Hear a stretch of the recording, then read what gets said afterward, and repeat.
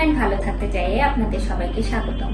Sir আসসালামু আলাইকুম, কেমন আছেন? জি ভালো আছি স্যার, আপনার কাছে একটু সংক্ষিপ্তভাবে জানতে চাই অটিজম কি এবং এএসডি কি?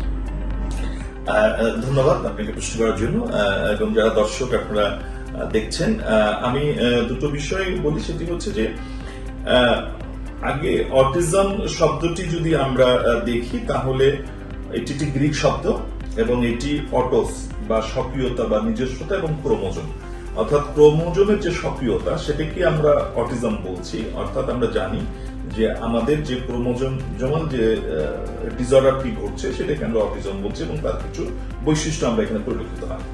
এখন যেহেতু এই অটিজমটি দেখা যাচ্ছে যে এইটির সঙ্গে আরো দুটো শব্দ যুক্ত হয়েছে, সেটি হচ্ছে যে ডেভেলপমেন্ট ডিলে এবং ইন্টালেকচুয়াল ডিসঅর্ডার। তো স্যার এই শব্দগুলোকে মিলে তাহলে সেটা কোথা থেকে উৎপত্তি হচ্ছে?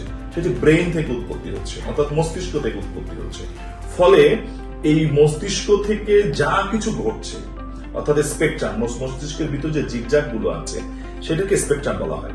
তাহলে এই মস্তিষ্কের বিকাশজনিত যে সমস্ত ডিসঅর্ডার গুলো আমরা এখন দেখতে পারবো সেটাকেই একটা বড় আমব্রেলা এখন করা হয়েছে। সেই আমব্রেলাটা হচ্ছে এএসডি, অটিজম স্পেকট্রাম ডিসঅর্ডার। আচ্ছা স্যার, আমি আপনি একটু জানতে চাই ডাউন সিনড্রোম আর সিপিকে কি আমরা এটার মধ্যে ফেলতে পারি? হ্যাঁ, ডাউন সিনড্রোম এবং সিপিকে আমরা এটার ভিতর ফেলতে পারি এই কারণেই যে সেরিব্রাল পালসি যে ডিজিজটা হয় সেটা ফ্রন্টাল মস্তিষ্কের প্রবলেমের জন্য সিপিটি হয়। আচ্ছা, আমার দর্শক হয়তো বুঝবে না ফ্রন্টাল মস্তিষ্ক বলতে কি বুঝি, একটু যদি বুঝি। আচ্ছা, ফ্রন্টাল মস্তিষ্ক হচ্ছে যে মস্তিষ্কের তিনটা পার্ট, সম্মুখ অংশ, মধ্য অংশ এবং নিম্ন অংশ।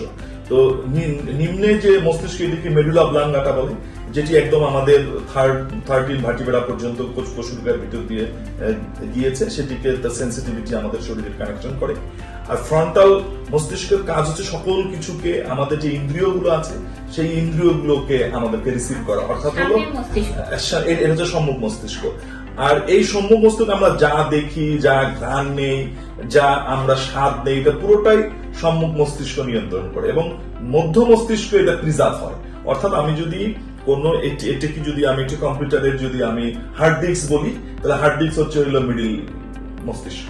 তো এই জায়গাতে এখন ধরে যে আপনার এই মস্তিষ্কের যে কোনো বিষয়ে যখন ডিসঅর্ডারটি ঘটবে, ফর এক্সাম্পল যে অনেকে আমরা এখন কি হয় স্ট্রোক হচ্ছে, তো ব্রেন স্ট্রোক হলে কি হয়ে যায়, তার আপনার দেখবেন যে প্যারালাইজড হয়ে যায়। তো প্যারালাইজড হলে কি হয়, তার যে কোনো একটি অঙ্গ কিন্তু ডিসেবল হয়ে যায়, কাজ করে না।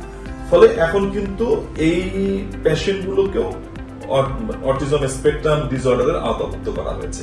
সেই হিসেব করলে সিপি এবং ডাউন সিনড্রোমের ভিতর অটিজমের যে বৈশিষ্ট্য, অর্থাৎ মস্তিষ্ক বিকাশজনিত যে বৈশিষ্ট্যগুলো আছে সেগুলো এদের মধ্যে পরিলক্ষিত হয়, সে কারণে এদেরকেও আমরা এর অন্তর্ভুক্ত করেছি। তবে মনে রাখতে হবে যে আমরা মোটামুটি ভাবে অটিজমের যে বৈশিষ্ট্যগুলো আছে এই বৈশিষ্ট্য অনুসারে আমরা অটিজমকে 5টি ভাগে বা শ্রেণীতে আমরা আর কি বিভক্ত করেছি। একটা ক্লাসিক অটিজম, যার মধ্যে 3 ধরনের বৈশিষ্ট্য আপনি দেখতে পারবেন। তারপরে আমরা স্পার্জার সিনড্রোম করব, পিডিডি, এনওএস, তারপরে রেড সিনড্রোম, আপনার সিডিডি। এই হচ্ছে মোটামুটি অটিজমের শ্রেণীগুলো। স্যার আপনাকে ধন্যবাদ, সবাইকে সাথে থাকার জন্য ধন্যবাদ।